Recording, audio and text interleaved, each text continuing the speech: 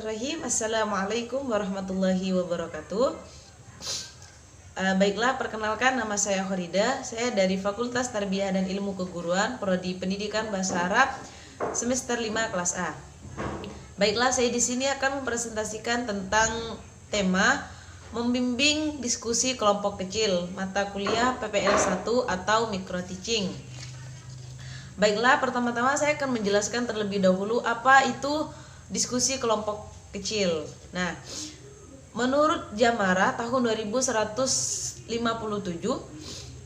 diskusi kelompok kecil merupakan suatu proses yang teratur melibatkan sekelompok individu dalam suatu interaksi tatap muka yang kooperatif untuk tujuan memberi informasi, membuat keputusan, dan memecahkan masalah. Jadi yang dimaksud dengan diskusi kelompok kecil di sini yaitu suatu proses yang melibatkan sekelompok orang ataupun sekelompok individu dalam interaksi tatap muka yang kooperatif tanpa ada paksaan, tanpa ada tekanan, dan itu terjadi secara langsung. Guna untuk apa? Tujuan diskusi tersebut dilakukan untuk yang pertama memberikan informasi atau memecahkan masalah atau memberikan keputusan. Itu yang disebut dengan diskusi kelompok kecil. Nah, ada beberapa karakteristik dari diskusi kelompok kecil di sini.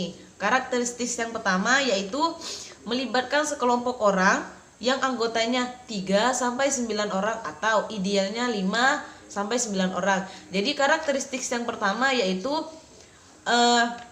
diskusi kelompok kecil di sini melibatkan sekelompok orang yang memiliki anggota itu 3-9 orang atau idealnya itu biasanya 5-9 orang. Itu karakteristik yang pertama.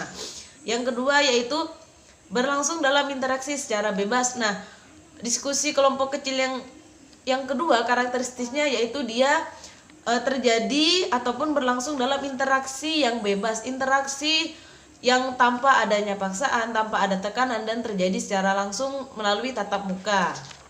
Nah, yang ketiga yaitu mempunyai tujuan tertentu yang akan dicapai dengan kerjasama antara anggota kelompok. Jadi karakteristik yang ketiga di sini yaitu dia memiliki tujuan tertentu untuk dipecahkan sebuah masalah tersebut yang telah diberikan topik oleh pemimpin diskusi atau seorang guru. Nah, tujuannya untuk apa? Kadang tujuannya untuk memecahkan masalah atau memberikan informasi atau membuat keputusan. Yang hal tersebut bisa didapatkan dengan cara kerjasama antar peserta diskusi tersebut. Yang keempat yaitu berlangsung menurut proses yang teratur dan sistematis menuju suatu kesimpulan. Jadi diskusi kelompok kecil di sini dia berlangsung menurut proses yang teratur dan sistematis. Guna untuk apa? Menuju suatu kesimpulan yang akan disampaikan nantinya di akhir pertemuan diskusi kepada para anggota diskusi yang lain atau peserta didik yang lain. Nah, selanjutnya yaitu setelah kita mengetahui apa itu diskusi kelompok kecil dan apa saja karakteristiknya, selanjutnya saya akan menjelaskan tentang keterampilan membimbing diskusi kelompok kecil. Menurut Rusman 2013 halaman 89, keterampilan membimbing diskusi kelompok kecil adalah salah satu cara yang dapat dilakukan untuk memfasilitasi sistem pembelajaran yang dibutuhkan oleh siswa secara kelompok. Nah, keterampilan membimbing diskusi kelompok kecil di sini yaitu salah satu cara yang bisa digunakan oleh guru yang dilakukan dalam sistem pembelajaran untuk yang dibutuhkan oleh peserta didik melalui kelompok tersebut. Karena kan yang namanya diskusi itu pasti sistem kelompok. Nah, keterampilan apa saja yang harus dimiliki guru sebagai pemimpin diskusi ataupun keterampilan apa saja yang harus dimiliki oleh pemimpin diskusi tersebut? Yang pertama, pemimpin diskusi harus memusatkan perhatian. Nah, pemimpin diskusi harus mampu memusatkan perhatian anggota peserta diskusi kepada topik atau tema yang akan mereka diskusikan. Jadi, pemimpin diskusi harus memfokuskan pikiran mereka kepada tema yang akan mereka bahas atau topik yang akan mereka diskusikan pada kelompok diskusi kecil tersebut. Yang kedua, memperjelas masalah atau urunan. Nah, pemimpin diskusi harus mampu memperjelas masalah yang dihadapi oleh para anggota diskusinya, sehingga para anggota diskusi bisa memahami masalah-masalah tersebut dan nantinya bisa menghasilkan sebuah kesimpulan yang sangat bagus seperti apa yang pemimpin diskusi harapkan. Nah, yang ketiga yaitu menganalisis pandangan siswa. Pemimpin diskusi harus mampu menganalisis pandangan siswa. Nah, kan di dalam diskusi di sini terdapat 3 sampai 9 anggota. Pastinya mereka memiliki pendapat yang berbeda-beda. Nah, tugas pemimpin diskusi di sini yaitu membimbing atau mendorong para anggota diskusi sehingga perbedaan pendapat-pendapat tadi bisa menjadi kesatuan dan nanti bisa menjadi kesimpulan. Di situ keterampilan yang harus dimiliki oleh pemimpin diskusi, dia harus mampu membuat perbedaan pendapat tadi menjadi satu sehingga nantinya menjadi pendapat ataupun hasil diskusi yang relevan ataupun yang optimal dari para peserta diskusinya. Yang keempat yaitu meningkatkan urunan siswa. Nah, gunanya diskusi di sini kan yaitu agar peserta didik mampu menyampaikan ide, komentar, pendapat dan lain-lain. Nah, pemimpin diskusi harus mampu mendorong peserta didik agar pemimpin diskusi harus mampu membuat para anggota diskusi menyampaikan pikiran mereka. Jadi pemimpin diskusi harus bisa membuat para anggota diskusi tersebut berpikir dan menyampaikan pikiran mereka kepada para anggota diskusi yang lain. Nah, yang selanjutnya yaitu menyebarkan kesempatan berpartisipasi. Keterampilan yang selanjutnya yang harus dimiliki oleh pemimpin diskusi yaitu harus mampu menyebarkan kesempatan berpartisipasi dari setiap anggota. Tidak boleh monopoli kepada anggota yang lain ataupun membiarkan anggota menjawab secara serentak. Itu tidak boleh. Itu harus bisa dilakukan oleh pemimpin diskusi agar para anggota yang lain, para peserta yang lain atau peserta diskusi mampu dan mendapatkan kesempatan berpartisipasi menyampaikan pendapat mereka masing-masing.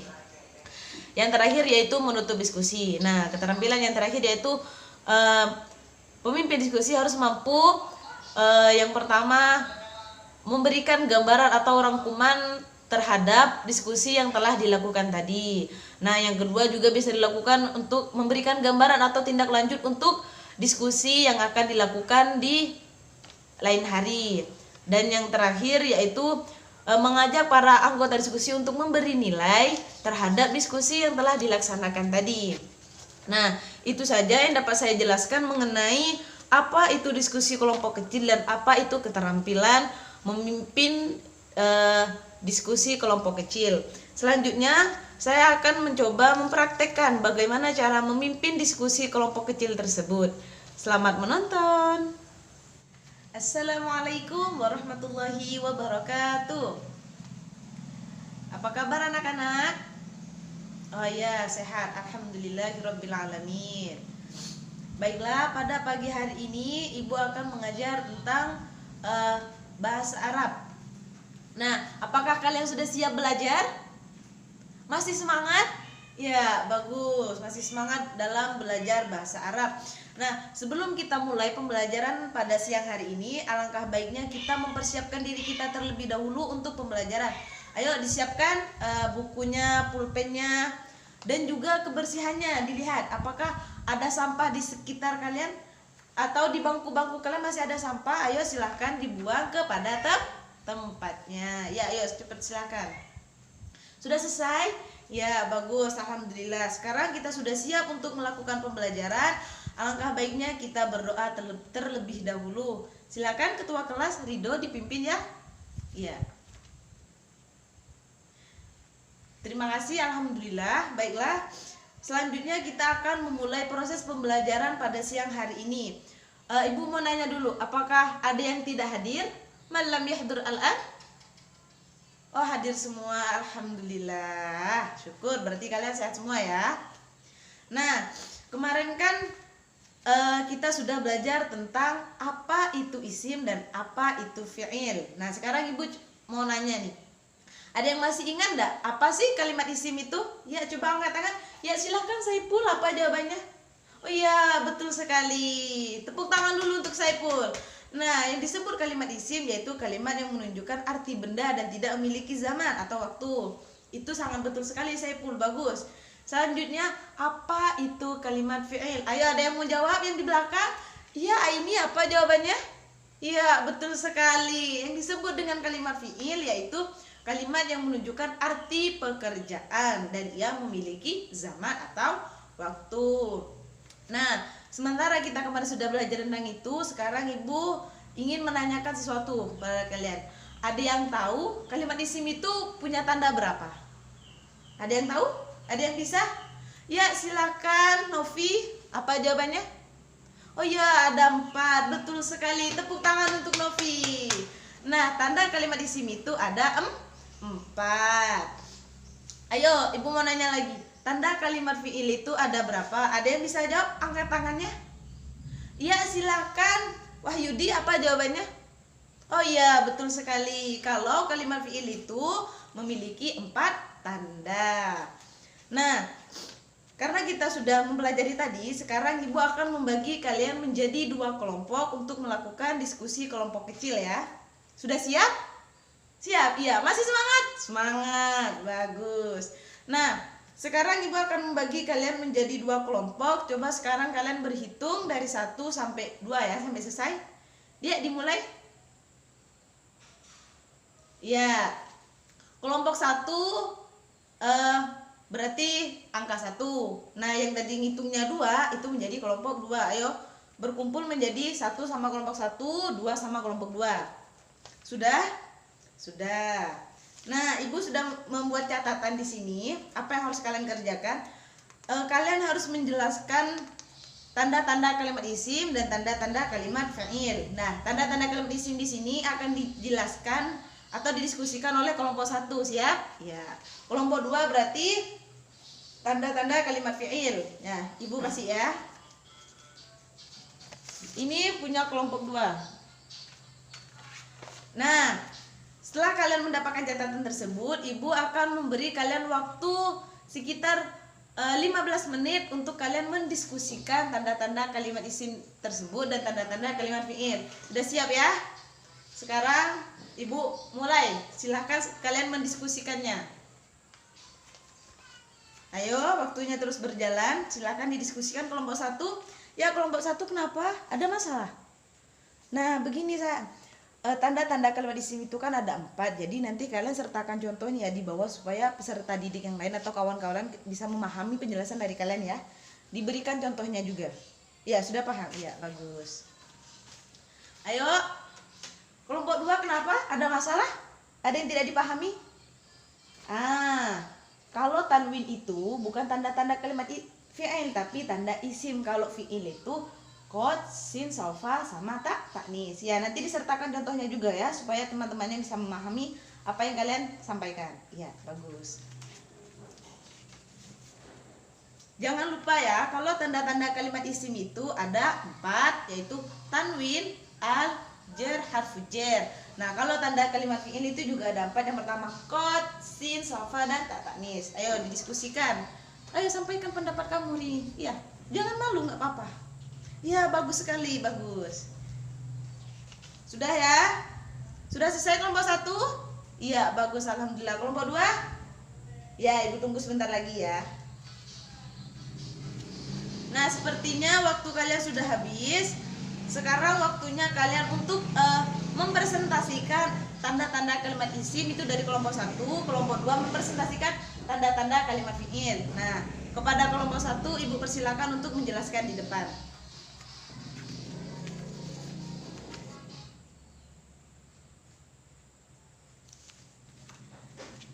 Ya, terima kasih. Kita hapus dulu untuk kelompok 1. Bagus sekali penjelasannya ya. Sudah sangat lengkap dengan contohnya. Silakan sekarang kelompok 2 perwakilan maju menjelaskan tanda-tanda kalimat fi'il. Iya.